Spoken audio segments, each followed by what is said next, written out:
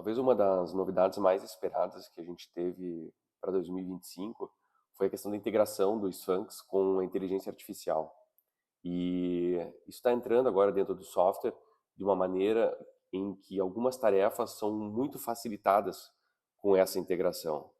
Então, há vários sinais dentro do software, não só no software, mas também na parte online, sobretudo na parte online, quem usa a conta para hospedar os relatórios, isso vai estar disponível para os usuários e vocês vão notar que tem umas sinalizações gráficas que indicam em quais partes a inteligência artificial pode servir como um aliado dentro da pesquisa.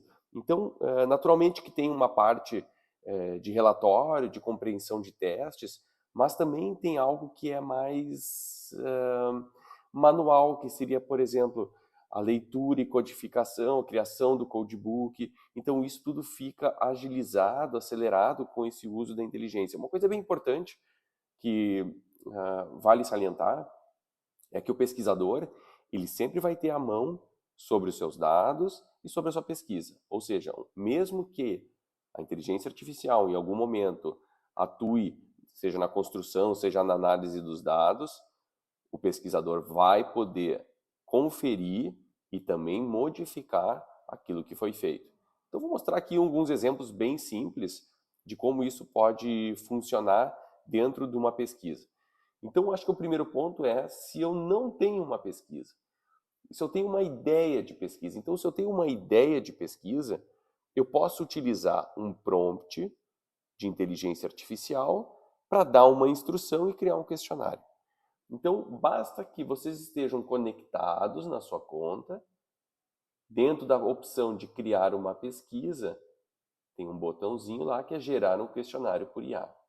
E aí, eu tenho aqui um exemplo de prompt, onde eu coloquei lá, você é um gestor de recursos humanos, e eu coloquei algumas informações a mais, além da pesquisa de clima como um todo, eu criei algumas perguntas sobre NR1, e delimitei que a pesquisa deve ter entre 10 e 15 questões, além de perguntas sociodemográficas, para poder fazer os cortes de análise. Então eu coloquei esse prompt. Quando eu dou o seguinte, eu já fiz, eu já tenho ele pronto aqui, então eu já vou abrir a pesquisa que foi criada, ele vai disponibilizar essa pesquisa para que vocês vejam, possam editar as questões, isso vai ficar disponível para edição. Então vou abrir ela aqui.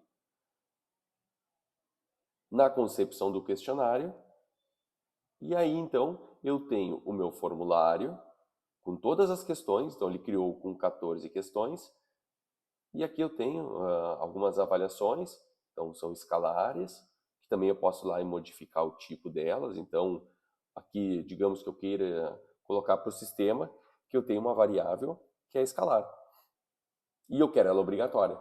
Então eu vou poder personalizar esse meu formulário da mesma forma que eu fazia antes. No entanto, eu acelerei a construção dele com o uso da inteligência artificial. Então, esse é um primeiro ponto de uso, que é na construção do instrumento. Então, por vezes eu tenho uma ideia ou tenho uma demanda, eu coloco isso num prompt, então a importância de ter um bom prompt de comando, e depois eu repasso esse prompt para o software, ele vai conectar com o assistente de inteligência artificial, e vai gerar uma sugestão de formulário. Quando eu falo de uma pesquisa que já tem dados coletados, aqui eu trouxe um exemplo com 200 observações. Então, são poucas questões, mas eu quero trazer um exemplo, que é o exemplo justamente das qualitativas, que é algo que toma muito tempo. Então, eu tenho as minhas questões, eu vou puxar uma tela em branco aqui, eu tenho alguns outros dados, eu vou puxar aqui na classificação, e aí, dentro deste botão lateral no meu DataViv, eu tenho a opção de análise textual e semântica. E aí veja, ó, este é o símbolo que estará pelo software e que indica que eu tenho um auxílio, eu posso pedir o auxílio da inteligência artificial. Então, vamos pegar um exemplo. Vou pegar aqui minha codificação do texto de avaliação, avanço, e aí eu tenho em alguns pontos da minha janela esses botões. Então eu posso pedir para ele criar um codebook, para ele fazer as codificações das variáveis. Então são itens que estão disponíveis. Eu vou criar um codebook, eu não vou alterar nada, apenas vou pedir para ele identificar quais são as principais temáticas que eu tenho das respostas qualitativas. Então, ele vai consumir uma quantidade de tokens, isso é um ponto que vai estar descrito nas documentações, basta acessar nosso site para entender um pouquinho como funciona. Eu vou validar a construção do codebook, então ele vai fazer isso em tempo real. E aí ele criou para mim alguns itens. Estes itens são os que eu vou colocar dentro do meu questionário e então o software vai colocar eles como opções, como se eu tivesse categorizado. Bom, qual é um outro exemplo? Digamos que eu tenho um cruzamento de dados. Então eu tenho lá localização, então eu tenho Brasil aqui, eu tenho o mês de estadia, com alguns meses diferentes, e aí tenho as notas que as pessoas deram segundo o mês que foi a hospedagem.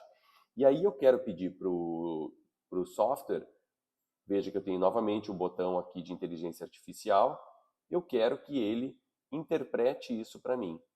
Então eu vou jogar ele para dentro da inteligência artificial. O único ponto é que eu vou dar um contexto, que foi algo que eu não dei antes na criação do codebook.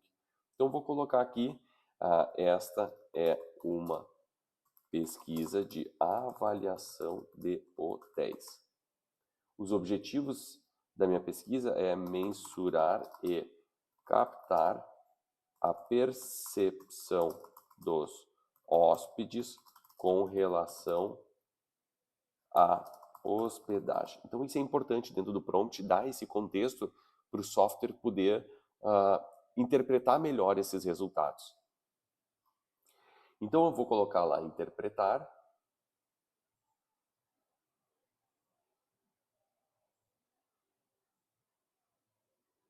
E aí, então, eu posso pedir para copiar isso para a área de transferência ou numa área de texto. Então, eu vou colocar aqui na área de texto, ó, vou jogar os elementos um pouco para o lado aqui, disponibilizar o texto completo.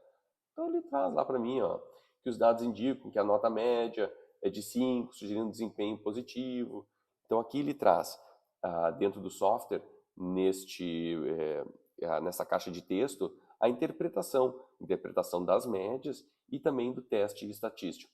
E aí isso vai servir para todo e qualquer teste que seja feito dentro do software. Então essa análise pode ser feita diretamente por ali. Então, mais a gente, nós vamos trazer outros exemplos que vão enriquecer ainda mais essa questão do uso da inteligência artificial.